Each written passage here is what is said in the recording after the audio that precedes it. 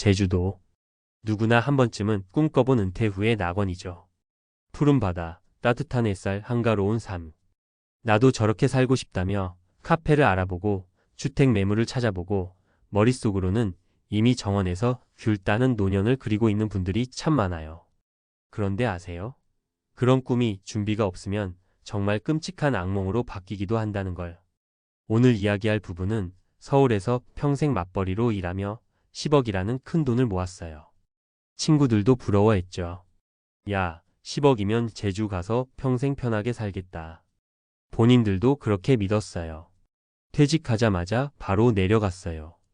제주도에 예쁜 단독주택을 전세로 구하고 카페 창업에 3억을 썼어요. 제주도에서 우리도 사장님이 되고 싶었던 거죠. 그런데 현실은 달랐어요. 인테리어 공사비가 처음 예상보다 2배가 들었고 물가는 서울보다 싸기는커녕 더 비싸게 느껴졌어요. 카페 손님도 생각만큼 오지 않았어요. SNS 광고에 쓴 돈이 수백만 원이었는데 효과는 미미했고 비수기엔 매출이 반토막이 났죠. 생활비도 문제였어요. 서울 살 때와 비슷하거나 더 나갔어요. 병원비도 보험도 자동차 유지비도 만만치 않았어요. 결국 카페 문을 닫고 나서는 남은 돈으로 생활했는데 1년 만에 전세금 빼서 서울로 돌아올 형편도 안 됐어요. 빚까지 생겼죠. 그리고는 지인의 컨테이너를 얻어 생활하다가 사실상 노숙 상태가 됐습니다. 이 부부는 이렇게 말했어요. 우린 평생 성실하게 살았고 10억이면 노후가 안전할 줄 알았어요. 제주살이가 우리 인생을 망쳤어요. 이 이야기를 들으면 너무 마음이 아픕니다. 동시에 우리도 나는 아니야 라고 쉽게 생각하면 안 됩니다. 지금 제주뿐 아니라 전원주택 귀촌, 해외 이주, 심지어 국내 도시간 이주까지도 비슷한 함정이 도사리고 있어요. 왜냐하면 돈보다 무서운 게 계획 없는 낭만이거든요. 사례 하나 더 들어볼까요? 58세의 퇴직금 포함 8억 정도를 쥐난 남성 이야기예요. 나는 절대 장사 안 해. 가게는 망한다더라. 아주 똑똑하게 보였어요. 대신 월세 받으려고 지방에 상가주택을 샀어요. 처음엔 세입자가 있어 수익이 괜찮았죠. 그런데 경기 침체가 오면서 세입자가 나갔어요. 새로 구할 사람이 없었어요. 빈 건물 관리비, 대출이자, 재산세는 줄줄 새어나갔어요. 결국 건물을 팔아야 했는데 매수자가 없었어요. 결국 헐값에 넘기고 남은 건 2억이 채 안 됐습니다. 지금 그는 도시의 원룸에서 월 30만 원에 살아요. 내가 이 나이에 이럴 줄은 몰랐어 라는 말이 너무 가슴 아팠어요. 또 다른 사례. 62세에 서울 아파트 팔고 지방 내려간 부부. 전원 생활이 로망이었죠. 5억짜리 주택을 사고 남은 돈으로 여유 있게 살려고 했는데요. 문제는 예상 못한 의료비였어요. 아내가 당뇨 합병증으로 입퇴원을 반복하면서 2년 만에 1억 넘게 썼어요. 남편이 다시 도시로 나가 일하려 했는데 나이 때문에 일자리도 못 구했어요. 결국 농사 지으며 겨우 생활비를 버는데 몸이 힘들어지고 돈이 모자라니 부부 사이도 싸움이 잦아졌어요. 지금은 서울 아파트 팔지 말 걸 하고 후회만 남았다고 해요. 이런 사례들이 우리에게 주는 교훈이 뭘까요? 돈이 많으면 다 해결된다는 생각이 가장 위험하다는 거예요. 10억이면 안전하다고요? 아닙니다. 지출이 불어나면 10억이든 20억이든 금방 사라집니다. 특히 이사, 창업, 전원생활 같은 큰 전환을 하면 초기 비용이 무섭게 듭니다. 이사비, 인테리어, 차량 유지비, 병원비, 예상 못한 공사비, 창업 적자, 이런 게 다 생활비 폭탄으로 돌아와요. 또 하나 중요한 건 현금 흐름이에요. 제주 카페 부부가 망한 핵심 이유가 뭔지 아세요? 매달 고정 수입이 없었기 때문이에요. 매출이 적으면 그냥 적자예요. 은퇴 자금이 매달 들어오는 연금처럼 안정적이지 않으면 위험할 수밖에 없어요. 두 번째 사례의 상가주택도 마찬가지예요. 임대료가 끊기는 순간 빚이 되어버렸죠. 전문가들은 말합니다. 노후 자산을 한 번에 써서 큰 꿈을 이루려 하지 마라. 대신 안정적인 현금 흐름을 확보하고 의료비나 생활비 같은 고정 지출을 철저히 계산해라. 은퇴 후 삶이 길어질수록 이 지속 가능성이 전부라고 해도 과언이 아닙니다. 또 하나는 정보와 네트워크의 부재입니다. 제주 카페 사례에서도 보셨듯이 현지 상황을 잘 몰랐어요. 겨울엔 손님이 끊기고 수도권보다 물가가 비싸다는 걸 나중에야 알았어요. 귀촌, 귀농, 이주, 창업 이런 건 반드시 현지 조사와 경험자의 조언이 필요합니다. 단순히 블로그나 유튜브의 화려한 이미지에 속으면 안 돼요. 마지막으로 가장 중요한 건 심리적 준비입니다. 은퇴 후 낭만적인 생활을 상상만 하고 준비가 없으면 현실이 버거울 때 좌절하게 됩니다. 은퇴 후에도 배우자와의 관계, 건강관리, 돈관리, 일상관리가 다 필요해요. 실제로 많은 귀촌 부부들이 이렇게 말합니다. 서울보다 돈은 적게 쓰는데 왜 이렇게 힘들까요? 이유는 단순합니다. 돈만 문제가 아니라 건강이 약해지고 관계가 삐걱거리고 지루함과 고립이 찾아오기 때문이에요. 그래서 저는 이렇게 말하고 싶어요. 은퇴 후에는 낭만보다 계획을, 소비보다 현금 흐름을, 꿈보다 현실 점검을 먼저 해야 한다고요. 제주살이, 귀촌, 해외 이주 이게 다 나쁘다는 게 아닙니다. 너무 좋은 선택이 될 수도 있어요. 다만 무턱대고 돈으로 해결하겠다는 착각을 버려야 합니다. 10억을 모은 부부도 망할 수 있어요. 누구나 그럴 수 있어요. 중요한 건 나도 그렇지 않을까라고 진지하게 고민하고 준비하는 겁니다. 우리 모두가 은퇴를 끝이 아닌 두 번째 인생의 출발로 삼을 수 있기를 진심으로 바랍니다. 당신의 은퇴가 실패담이 아니라 성공담이 되길 바라며 오늘 이야기를 마칩니다. 이제는 방금 이야기에서 한 발 더 나아가서 전문가의 관점으로 도대체 어떻게 준비해야 이런 실패를 막을 수 있을까를 아주 구체적으로 실질적으로 얘기해 볼게요. 이번에는 감성적인 이야기보다 현실적인 조언에 집중할 거예요.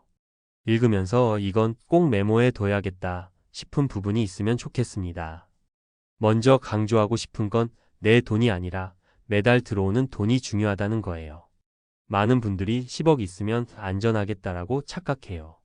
그런데 10억이 현금으로 쥐어져 있으면 심리적으로 이만큼 있으면 뭐든 할 수 있어라는 과신이 생겨서 큰 소비 결정을 너무 쉽게 해버립니다.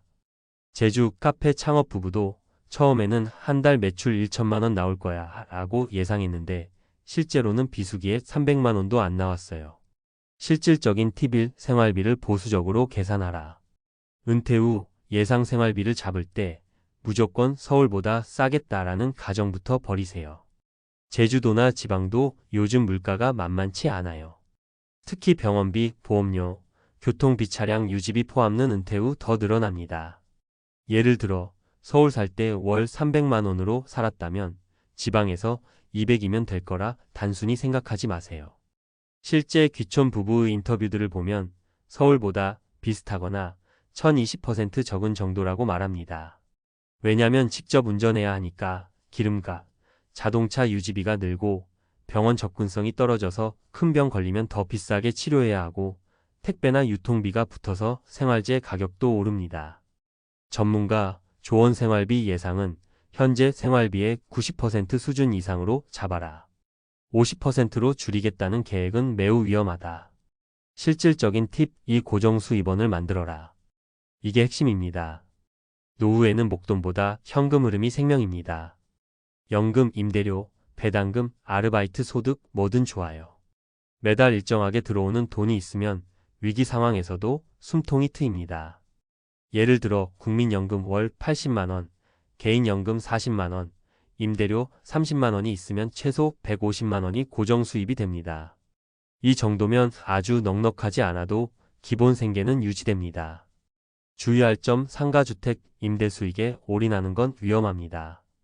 공실 리스크가 크고 경기나 입지에 따라 수입이 제로가 될 수도 있어요.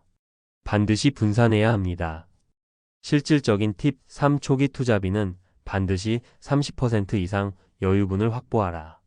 많은 실패 사례는 창업비나 이사비가 예상보다 훨씬 많이 든 데서 시작합니다. 제주살이 부부도 카페 인테리어 견적이 처음 1억이었는데 최종 2억이 들었어요. 이사 비용도 마찬가지예요.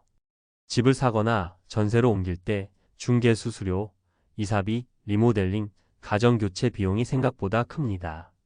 전문가 조언 계획 예산의 최소 30%는 비상자금으로 따로 떼어놔라. 절대 다 쓰면 안 된다. 실질적인 팁 4. 의료비 리스크를 반드시 계산하라. 전원생활의 최대 함정 중 하나가 의료 접근성입니다. 병원비는 은퇴 후 소비 중에서도 가장 예측이 어렵고 큰 폭탄이에요. 예를 들어 당뇨, 고혈압 같은 만성질환이 있으면 매달 약값과 진료비가 적게는 5만 원에서 많으면 30만 원 이상까지 듭니다. 그런데 갑자기 수술이라도 하면 1회에 1천만 원 넘게 나가요. 실제 사례 당뇨 합병증으로 2년간 1억 넘게 의료비를 쓴 60대 부부. 서울에서라면 종합병원 접근이 쉬워 조기에 관리가 됐겠지만 지방에서는 대형 병원까지의 거리, 응급수송, 보호자 숙박비 등이 추가로 들었습니다. 전문가 조언퇴직 전 건강검진은 필수. 만성질환 관리 계획을 세우고 실손의료보험이 있다면 갱신 여부도 점검하라. 실질적인 팁 5. 실제 살아보고 결정하라. 귀촌 귀농제 주살이 해외 이주 다 좋습니다. 하지만 한번 살아보기 전에는 절대 전 재산 투자나 이주 결정을 내리지 마세요. 실제 사례 제주로 한 달 살기 해본 부부는 생각보다 불편하고 물가가 비싸서 서울에 눌러 앉기로 결정했습니다. 반면 바로 전세 얻어 카페 차린 부부는 1년 만에 전 재산을 날렸어요. 전문가 조언 최소 3개월 6개월 정도 임시 거주하면서 진짜 생활비, 병원 이용, 교통편, 날씨, 현지인 관계 등을 경험해보라. 실질적인 팁 6. 관계와 심리적 준비도 필수다. 많은 실패 사례에서 부부싸움이 터지고 우울증이 오고 고립감이 심각해집니다. 도시에서는 친구, 병원, 문화시설이 있지만 시골이나 섬, 외곽 지역에는 없습니다. 전문가 조언 은퇴 전부터 부부가 솔직하게 생활 계획을 논의하고 역할 분담을 정리해 두라. 취미나 사회활동 계획도 꼭 마련해라. 마지막으로 한마디만 더요. 은퇴 설계는 돈 관리가 50%, 건강 관리가 30%, 관계 관리가 20%라고 합니다. 돈이 다가 아니에요. 건강이 무너지면 돈이 새고 관계가 깨지면 삶이 무너집니다. 은퇴를 앞두고 있다면 지금 당장 계산기와 수첩을 꺼내서 현실적인 생활비를 계산해보고 고정수 입원을 점검하고 의료비와 이사비를 계획하세요. 그리고 배우자와 솔직하게 대화해보세요. 낭만적인 제주살이가 실패가 될지 성공이 될지는 바로 이 준비에서 갈립니다. 당신의 은퇴가 실패담이 아닌 멋진 인생 이막이 되길 진심으로 응원합니다.